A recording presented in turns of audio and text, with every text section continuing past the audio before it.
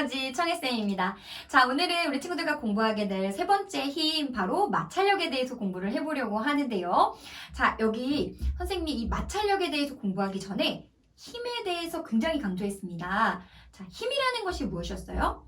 물체를 봤더니 이 물체의 모양이 변하거나 운동 상태가 변하면 이 물체에는 힘이 작용했습니다 라고 우리 공부했어요. 즉, 물체의 운동 상태를 변하게 하는 원인이 바로 힘이었던 거예요. 자, 여기 한 사람이요, 물체를 끌고 있어요.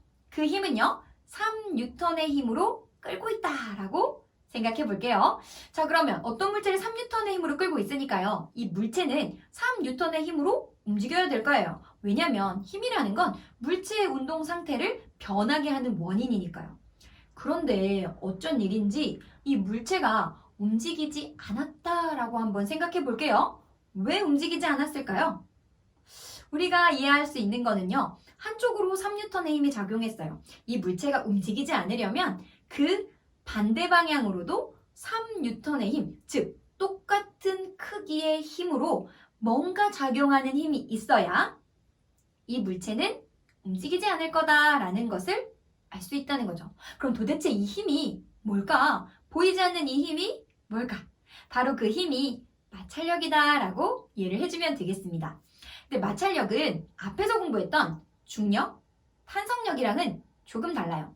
중력과 탄성력은요, 뭔가 물체가 딱 접촉해 있지 않아도 발생할 수 있는 힘이었다면 이 마찰력은요, 반드시 두 물체의 접촉면에서 발생하는 힘이다라고 이해를 해 주셔야 됩니다.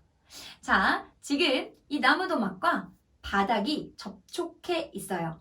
이럴 경우에 내가 3N의 힘으로 이 나무도막을 끌었는데 오지 않았다면 바닥면과 나무도막, 그 접촉면에서 선생님이 끌었던 방향과 반대 방향으로 힘의 크기는 같은 크기의 힘에 마찰력이 작용했다라는 것을 알 수 있는 거예요. 즉, 마찰력이라는 것은요, 두 물체의 접촉력에서 운동 상태를 방해하는 힘, 그 물체의 운동을 방해하는 힘이다라고 이해를 해주면 되겠습니다. 자, 그럼 방향은 어딘가요? 선생님이 오른쪽으로 끌었다면 맞아요. 마찰력은 그 반대 방향인 왼쪽으로 가해줄 테니까 마찰력의 방향은 바로 운동을 방해하는 방향이다라는 것을 이해하시면 되겠고요. 그 크기는요? 맞아요. 그 크기는 두 가지의 요인이 결정할 건데요. 접촉면의 거칠기와 그리고 그 물체의 무게가 결정하게 될 거다라고 이해를 해주면 되겠습니다. 흔히 생각하기에 거칠거칠한 표면에서는요, 그 물질을 이동하기가 어렵잖아요. 즉, 마찰력이 큰 것이다 라고 이해하시면 됩니다. 가벼운 것보다는 무거운 물체를 끌기 어렵잖아요. 즉, 물체의 무게가 크면 클수록 이 마찰력도 크게 작용하는 거다라고 이해하시면 되겠네요.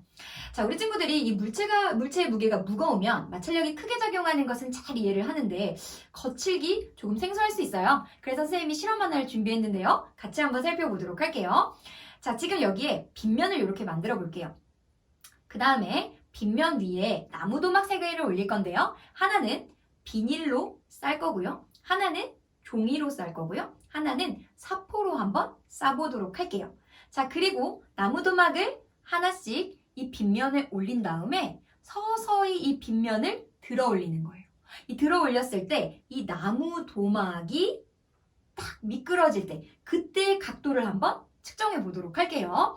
자, 측정해 봤더니요. 비닐은 20도, 그리고 종이는 25도, 사포는요 35도였대요. 도대체 이게 뭘 의미하는 걸까요? 서서히 들어 올렸어요. 그런데 사포처럼 거칠거칠한 표면을 가지고 있는 이 나무도막은요, 버티는 힘이 더 컸다는 거예요. 즉, 위로 올려준다. 빗면을 위로 올려주는 건 얘가 아래로 운동할 수 있게 작용하는 힘을 늘려주는 거라면 그 힘을 방해하는 힘, 마찰력은 표면을 거칠었던 사포가 가장 크게 작용했다라는 것을 알 수 있는 거죠.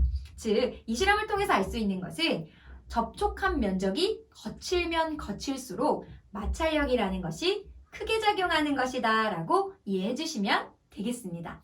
이때 중요한 것은요, 우리 친구들 마치 생각에 한 물체에서, 똑같은 물체에서 보다 넓은 쪽을 대고 있으면 마찰력이 증가하고 상대적으로 좁은 면적으로 세워놓으면 마찰력이 감소할 거다라고 생각하지만 그렇지 않습니다. 마찰력을 결정하는 요인에 접촉하는 면적, 즉 넓이는 크게 영향을 끼치지 않습니다. 그렇기 때문에 우리 친구들 같은 물질이라면 작용하는 마찰력은 같다라는 거 잘 기억을 해두면 되겠습니다. 역시나 마찰력 역시요. 정확한 정의, 방향과 이 마찰력을 결정하는 요소, 그 크기를 결정하는 요소 두 가지까지 잘 기억을 해주면 되겠습니다. 지금까지 선생님은 과학의 힘, 에너지, 청혜쌤이었습니다.